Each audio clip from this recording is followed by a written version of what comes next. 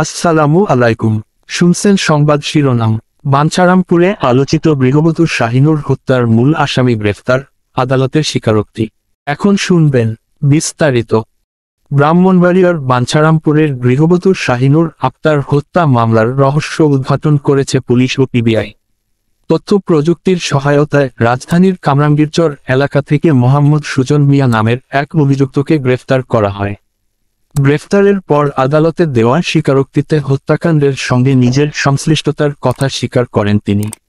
PBI সূত্র জানায়, গত 16 জুলাই সন্ধ্যার পর থেকে 18 জুলাই রাত 8:30টার মধ্যে বাঞ্ছারামপুর পৌরসভার থানা কলোনি এলাকার একটি বাসার নিচতলায় শাহিনুরকে নির্মমভাবে হত্যা করা হয়। হত্যার পর ঘরে তালা দিয়ে পালিয়ে যায় দুর্বৃত্তরা। 18 জুলাই রাতে শাহিনুরের পিতা গিয়াসউদ্দিনের রুম থেকে দুর্গন্ধ পেয়ে পুলিশে খবর দেন। পুলিশ ঘটনাস্থলে গিয়ে তালা ভেঙে রক্তাক্ত অবস্থায় মরদেহ উদ্ধার করে। পরে তদন্তে নামে পিবিআই ব্রাহ্মণবাড়িয়া। এসআই মোহাম্মদ শাহাদাত হোসেনের নেতৃত্বে আধুনিক প্রযুক্তির সহায়তায় আসামি শনাক্ত করা হয়।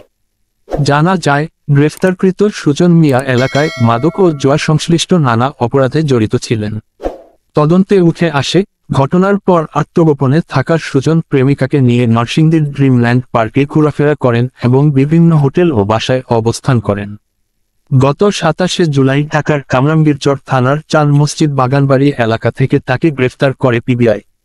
5 দিনের রিমান্ডে ব্যাপক জিজ্ঞাসাবাদে সুজন জানান, তিনি ও তার আরও 3 সহযোগী মিলে ভিকটিম শাহিনুরের কাছে 5 লাখ টাকা চাঁদা দাবি করেন। চাঁদা দিতে অস্বীকৃতি জানানোয় শাহিনুরকে ছুরিকাঘাতে হত্যা করে তারা। 30 জুলাই ব্রাহ্মণবাড়িয়ার আদালতে স্বীকারোক্তিমূলক জবানবন্দি দেন সুজন। মামলাটি তদন্তাধীন রয়েছে বলে জানিয়েছেন সংশ্লিষ্ট তদন্ত কর্মকর্তা।